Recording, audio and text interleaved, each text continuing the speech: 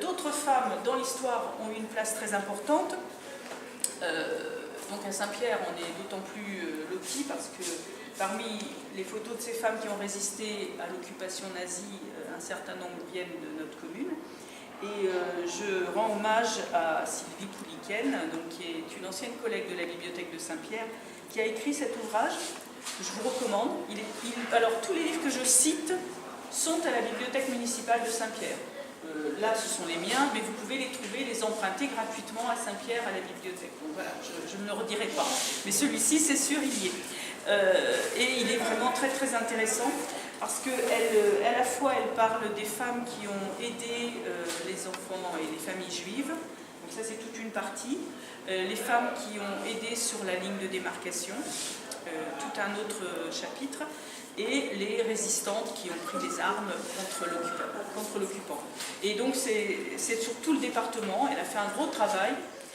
On est allé chercher la dernière édition à la bibliothèque, parce que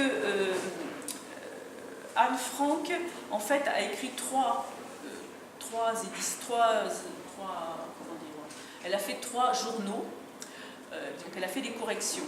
Et son père a bien retrouvé, quand il est le seul à être escapé, hein, vous le savez, Otto Frank est le seul à être revenu des camps, toute la famille a été décimée, et quand Otto a repris le journal, il a respecté le premier souhait de Anne, qui avait entendu à la radio, comme quoi on entendait la radio même quand on était dans une cache, hein, et qu'on pouvait savoir qu'il y avait des camps de concentration, et que elle connaissait beaucoup de choses sur l'histoire, et ça vous pouvez, en relisant, vous verrez qu'on pouvait savoir beaucoup de choses, hein, contrairement à ce qu'on nous a dit après. Et donc elle avait entendu que en Hollande, enfin aux Pays-Bas, là où elle était,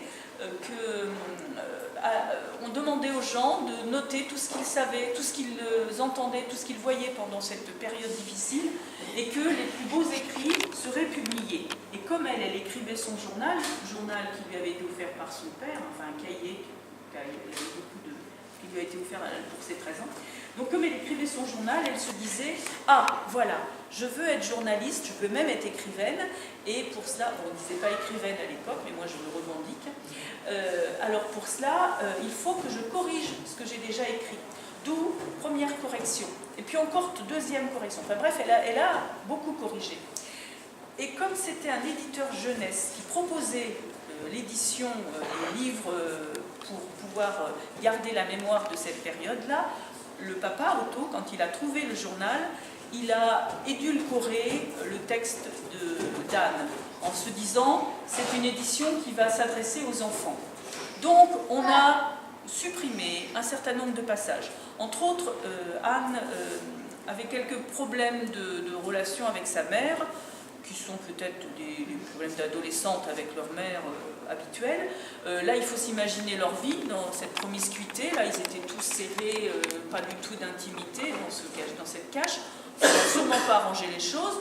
En plus, Anne a un sacré caractère. Hein, donc là, elle le dit elle-même. Elle se décrit comme étant quelqu'un ne laissant pas forcément la place aux autres.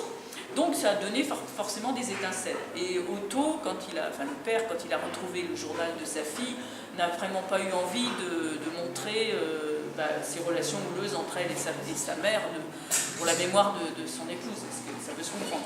Donc voilà, si maintenant vous reprenez le journal d'Anne Frank, vous trouverez vraiment le style d'Anne, tel qu'elle l'a écrit vraiment. Elle n'hésite pas à parler de ses règles, à parler de ses débuts de sexualité. Enfin voilà, elle a déjà des pulsions, elle le dit, elle s'explique, elle s'interroge. Tout ça, c'est dans l'édition d'aujourd'hui. Et ça ne l'était pas dans celle que nous avons lue, que j'ai lue quand moi j'étais enfant.